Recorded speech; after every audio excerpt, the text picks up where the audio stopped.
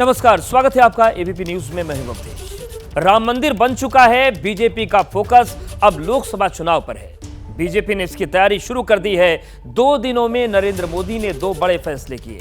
22 जनवरी को रामकाज किया और फिर 23 जनवरी को बिहार में पिछड़ों के सबसे बड़े नेता रहे कर्पूरी ठाकुर को भारत रत्न देने का ऐलान कर दिया। जबकि मोदी के विरोध में जो इंडिया गठबंधन बना, उसमें बिखराव शुरू हो चुका है। पश्चिम बंगाल में टीएमसी तो पंजाब में आम आदमी पार्टी ने अकेले चुनाव लड़ने का ऐलान कर दिया। तो सवाल है कि क्या बीजेपी इस बार 40 साल का चुनावी रिकॉर्ड तोड़ देगी?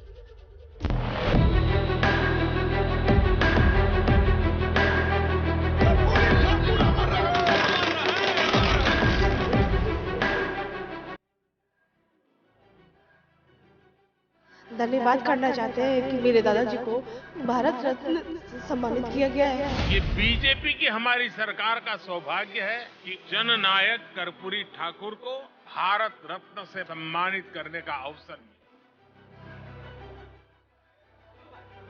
भारत रत्न के लिए तो हम लोग शुरू से डिमांड कर ही रहे थे। जी सर। और भारत रत्न का तो अब हो ही गया, तब खुशी की बात है।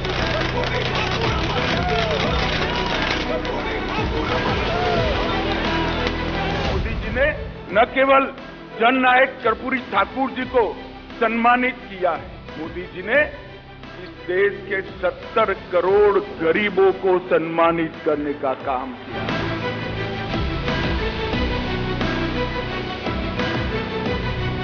जो हम लोगों की मांग थी वो पूरी हुई है और इसकी लड़ाई तो हम लोग लगातार लड़ते रहे। वे कौन लोग थे जिन्होंने कभी कर्पूरी ठाकुर जी को कपटी ठाकुर भी कहा था?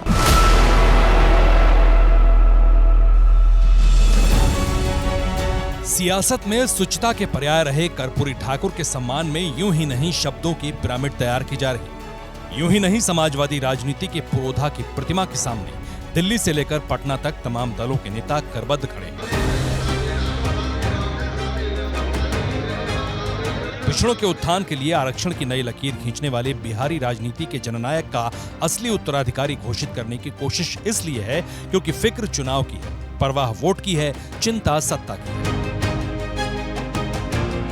सरकार से अगर यह सम्मान मिला है तो ये आने वाला समय में इसका जवाब खोजना पड़ेगा। जो सामाजिक न्याय या सामाजिक न्याय के पक्षधर लोग हैं या उसके विचारधारा से प्रभावित लोग हैं या नेता हैं, उनको इसका जवाब खोजना पड़ेगा। मोदी विरोधियों के लिए परेशानी इसलिए है क्योंकि एक तरफ राम मंदिर के जरिए भगवा पार्टी ने अपने पुरातन वोट बैंक को साथ लिया है, तो दूसरी ओर कर्पूरी ठाकुर को सर्वोच्च सम्मान देकर ओबीसी का मान बढ़ाने का ऐलान कर दिया है। और इस सब के बीच मोदी विरोधी गठबंधन में बिखराव शुरू हो चुका है। तो सवाल यहीं से है कि क्या बिहार में जातीय समीकरण ध्वस्त हो जाएगा?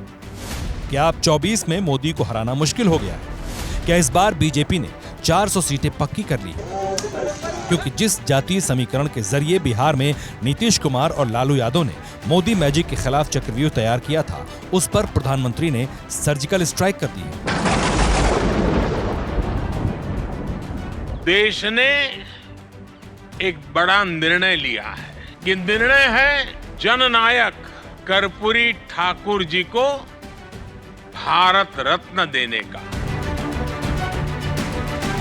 5 बरस बाद चुनाव से ठीक पहले कर्पूरी ठाकुर को भारत रत्न से सम्मानित कर बिहार के पिछड़ा और अति पिछड़ा मिलाकर 63% वोट बैंक को साधने की कोशिश की है। बिहार में अति पिछड़ा आबादी 36% है, जबकि पिछड़ी आबादी 27% है। दलित करीब 20% है, सवर्ण 15% और अनुसूचित जनजाति 2% है। कर्पूरी ठाकुर वही नेता हैं जिन्होंने पहली दफा बिहार में बैकवर्ड क्लास को नौकरी में आरक्षण देकर नई लकीर खींची थी। अब जब ओबीसी पॉलिटिक्स के नेता को मोदी सरकार ने भारत रत्न देने का ऐलान किया है, तो 24 के चुनाव पर इसका क्या असर होगा, वो पटना वालों से सुनिए जरा। बिहार के आम लोग हमारे साथ में ये बताइए, मंडल कमंडल, उधर राम मंदिर, इधर कर्पूरी ठाकुर जी को भारत रत्न, क्या असर आप देखते हैं? बीजेपी को इससे इसका फायदा मिलेगा सर। 400 पार चला जाएगी जी, निश्चित 400 पार जाना है उसको। बिहार के लिए बहुत गर्व का बात है कि बिहार के पूरे चीफ मिनिस्टर को भारत रत्न मिल रहा है और फायदा मिले ना मिले, बीजेपी के लोग कह रहे हैं 400 पार हो जाएगी। पार हो, वो तो कंफर्म है। कारण कि सर मंदिर वो लोगों के भावना से जुड़ा हुआ है। राम जी जो है लोगों के भावना से, उसमें पिछड़ा और अगड़ा का मजबूत है लालू नीतीश काफी कुछ भी है सर, लेकिन फिर भी बीजेपी अभी तक का सबसे मजबूत पार्टी है। जो अति पिछड़ा वर्ग है कुछ तो सहानुभूति बीजेपी की तरफ दिखाएगी।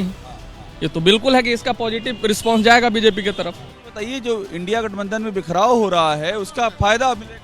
सब झंडू चमन प्रास। बीजेपी इंडिया से हारने वाला नहीं है, ठीक है, क्योंकि इंडिया बनाने से थोड़ी ना कोई जीतता है, काम करने से जीतता है। बीजेपी जो है जो कर रहा है वो कर रहा है, ये सबसे बड़ी बात है। मेन तो इंडिया गठबंधन जो शुरू किया गया है तो ये तो नीतीश कुमार का पहल था। तो ये तो खुद को प्रधानमंत्री का कैंडिडेट रख के शुरू किए थे कि हम सबको पार्टी को जोड़ेंगे। कुमार को लाने का फायदा होता अगर उनको बनाते प्रधानमंत्री का उम्मीद। नीतीश कुमार ही अगले प्रधानमंत्री 24 में बनेंगे। कर देना चाहिए घोषित ना। जरूर।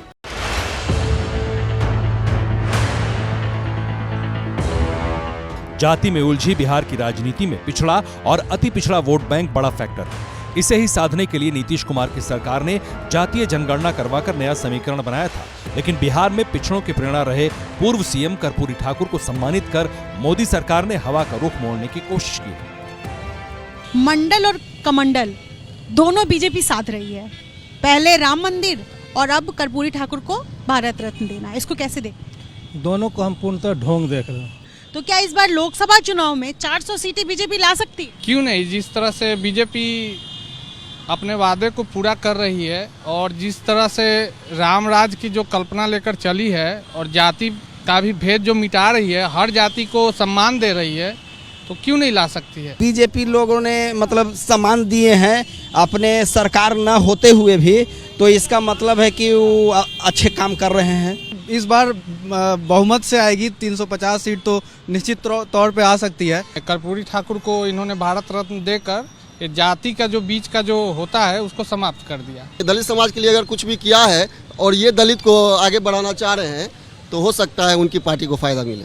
पहले जो कांग्रेस सत्ता में थी वो कुछ नहीं कर पा रही थी, चाहे वो राम मंदिर हो, 370 हो या जो भी है, वादे तो करते हैं लेकिन बीजेपी उसको पूरा करने में विश्वास रखती है।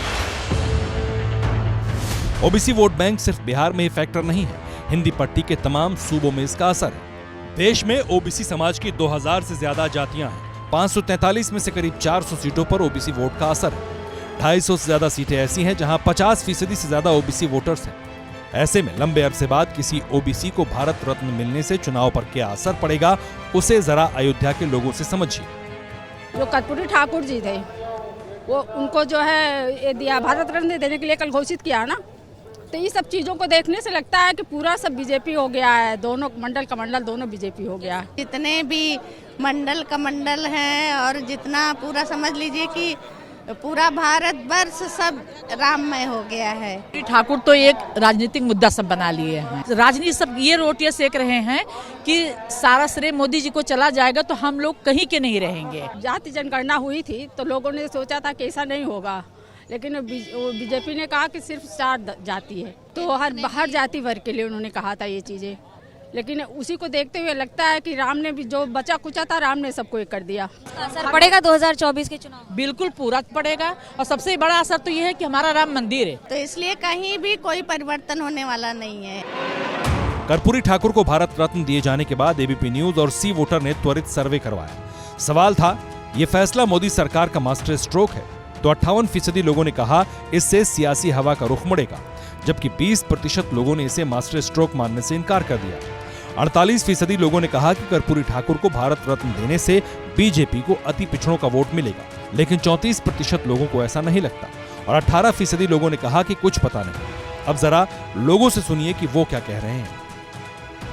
कर्पूरी जी को जो इन्होंने अवार्ड दिया है उससे जरूर क्या कहते हैं, आप बिहार का पिछड़ा वर्ग जरूर बीजेपी के साथ में आएगा। एक नए भारत की शुरुआत हुई है और भी आगे हम लोग मतलब विकास करते रहेंगे, रुकने वाले नहीं है। बीजेपी को फायदा तो उस तरह भी था और इस तरह भी है, क्योंकि मोदी जी जो है अकेले लेके चल रहे, उनके साथ 140 करोड़ की जनता है। सबसे पहला हमारा विकास हमारा राम मंदिर बन गया है। हमारा राम मंदिर बन गया, 370 धारा हट गई, सबसे ज़्यादा यही विकास है। समाज के लिए, हिंदुत्व के लिए, मतलब जो बोला वो किया। 80 से 85% सीट बीजेपी के ही खाते में जाएगा। और यहाँ पर भाजपा जिस प्रकार से सभी को दर्शन कराने आने वाली है, मुझे लगता है कहीं ना कहीं ये 400 के पार जाने वाली है। हर एक हिंदू खुश है, चाहे वो किसी भी जाति का हो, चाहे वो पिछड़ा हो, चाहे वो दलित हो, चाहे वो कोई भी ब्राह्मण हो। अब कोई हिंदू कोई जाति में नहीं बटा रह गया, बस केवल वो राममय में रमा रह गया है। जहाँ हिंदू हो, जहाँ मुसलमान हो, सबको साथ में लेकर चलती है भारतीय जनता पार्टी। आत्मा जो है अंदर से कह रहा है कि 400 नहीं 450 तक लाया जाए। तो धर्म क्षेत्र में जिसकी गतिमति है उसे राजनीति में उन्हें इसका फायदा निस्संदेह मिलेगा, इसमें कोई दो राय नहीं। हालांकि कुछ लोग ऐसे भी हैं जिन्हें लग रहा है कि बीजेपी को इससे कोई फायदा नहीं मिलने वाला। भारत रत्न जो दिए हैं वो लालू जी का सपना था और वो देख के वो चाहते हैं कि हम अपना स्वार्थ सिद्ध करें, लेकिन ऐसा होने नहीं जा रहा है। इंतजार करते रहिए, सब एक जगह हो जाएगा, एक जगह ही लड़ना है, उसमें कोई दिखाई समय का इंतजार देखते रहिए। यही देख कर तो बीजेपी घबरा गई। साहब उन्होंने 400 सीटें पक्की नहीं करी उन्होंने। उधर दूसरी ओर मोदी के विरोध में जो गठबंधन की दीवारें खड़ी की गई थीं, वो दरकने लगी। भरी दोपहरी में ममता बनर्जी ने अकेले लड़ने का ऐलान कर दिया। এবং আমি প্রস্তাব দিয়েছিলাম, ওরা প্রথম দিনই প্রত্যাখ্যান করেছে। তখন থেকে আমাদের দল সিদ্ধান্ত নিয়েছে আমরা বাংলায় একা চলবো। ইভেন ওরা যে আজ থেকে র্যালি করেছে আমাদের একবার as a matter of country, আমি ইন্ডিয়ার অ্যালায়েন্স আমাকে একবার জানিয়েছে দিদি আপনার রাজ্যে যাচ্ছি, না জানায়নি। সুতরাং আমার সাথে কোনো সম্পর্ক নেই বাংলার ব্যাপারে। অল ইন্ডিয়ায় কী করবো না করবো আপনার ইলেকশন ভাববো। আমরা সেকুলার পার্টি, আমরা বিজেপিকে হারানোর জন্য যা করা। शाम होने से पहले पंजाब से भी ऐसी ही खबर आई। आम आदमी पार्टी ने सभी 13 सीटों पर अकेले लड़कर जीतने की घोषणा कर दी। देश में पंजाब बनेगा हीरो। 2024 में लोकसभा चुनाव में आम आदमी पार्टी के पक्ष में 13 जीत। बिहार से इंडिया गठबंधन के लिए संकेत शुभ नहीं है। ऐसे में विपक्ष के बिखराव से बीजेपी को कितना फायदा होगा, वो भी लोगों से सुन लीजिए। इंडिया गठबंधन बिखर रहा है। आज ममता बनर्जी ने कहा कि हम बंगाल में सभी सीटों पर अकेले चुनाव लड़ेंगे। आम आदमी पार्टी भी पंजाब में सभी सीटों पर लड़ने का वो कर रही है। और दूसरी तरफ ये जो नया स्ट्रोक खेला है, तो इससे आपको लग रहा है कि विपक्ष बिखर जाएगा? विपक्ष तो पहले से ही थोड़ा सा बिखरा हुआ फील हो रहा है, क्योंकि लोग आपस में बड़े बड़े लीडर्स हैं, तो जो एक समय अपना सीट शेयरिंग भी कर नहीं पा रहे हैं। तो लीडरशिप का यहाँ पे बहुत ज़्यादा लोग हैं, तो लोग अपने अपने बारे में सोच रहे हैं। इसके कारण से वो थोड़ा कमज़ोर पड़ता हुआ दिखाई पड़ रहा है। ये निर्भर करता है कि एक तरफ इंडिया गठबंधन, एक तरफ एनडीए गठबंधन। दोनों गठबंधन जो चुनाव जो ये सिर्फ काम की बात नहीं करते हैं, किसी भी जनता के सेंसिटिव चीज़ों को उछालते हैं और उस पर ये लोग वोट लेते हैं। एक तरफ संसार की सारी पार्टियां और एक तरफ मोदी सरकार अकेले इस स्थिति में है, तो अब क्या करेंगे? और इसमें बिखराव होगा तो उसका और नुकसान होगा। जो अंतर कम होना था वह अधिक हो जाएगा। विशेष नहीं रखते हैं, लेकिन विपक्ष तो हमारे हिसाब से खत्म है। जब तक मोदी जी योगी जी हैं तब तक तो विपक्ष एकदम साफ है। बिखराव एकता था कब? वो तो लूटने के लिए एक हुए हैं। अगर वो एकता रहता तो एकता में मांग नहीं होती है, एकता में देने की शक्ति होती है, लेने की नहीं होती है। दीदी के झटके के बाद कांग्रेस डैमेज कंट्रोल में लग गई है। कांग्रेस कह रही है कि लंबे सफर में स्पीड ब्रेकर आते हैं, लेकिन अचानक स्पीड ब्रेकर आने से क्या नुकसान हो सकता है, वो भी जान लीजिए। विपक्ष पूरी तरीके से बिखराव हो चुका है, जिसका 110% बीजेपी भारतीय जनता पार्टी को मिलेगा फायदा। और ये 400 का जो इनका नारा है वो जरूर से जरूर पूरा होएगा। विपक्ष में तो बिखराव बड़ी पैमाने में चल रहा है, पहले से ही दिख रहा था, क्योंकि वहाँ पर प्राइम मिनिस्टर की होड़ लगी है। और है ना, जो जिस स्टेट के अंदर गवर्नमेंट है वो वहीं अपना चुनाव लड़ना चाहती है और किसी को अपने पाले में कूदना नहीं देना चाहती। विपक्ष का तो अभी कुछ कहना ही नहीं है, ना विपक्ष समझ पा रहा है। विपक्ष का जो मतलब अभी जो एक कर रहे थे अपना गठबंधन, वो भी सब बिखर गया है। विपक्ष तो वादे बीच में ही सबको छोड़ देता है। विपक्ष तितर बितर हो गया। अभी विपक्ष पे कोई भरोसा नहीं किया जा सकता। विपक्ष का पूरा फायदा मिलेगा बीजेपी को। विपक्ष में ऐसा कोई नहीं है दमदार नेता जो कि ना उनका टक्कर ले सके। विपक्ष में कोई नहीं है ऐसा। जाहिर है कि नरेंद्र मोदी को सत्ता से उतारने के लिए जो टीम तैयार करने की कोशिश हुई थी, वो महत्वाकांक्षा की चोट तले बिखरती जा रही है। दूसरी ओर बीजेपी एक एक कर अपने वोट बैंक के विस्तार में जुटी है। इसलिए सवाल पूछे जा रहे हैं, क्या 40 बरस बाद फिर से 400 पार वाली सियासी लकीर खींची जाएगी?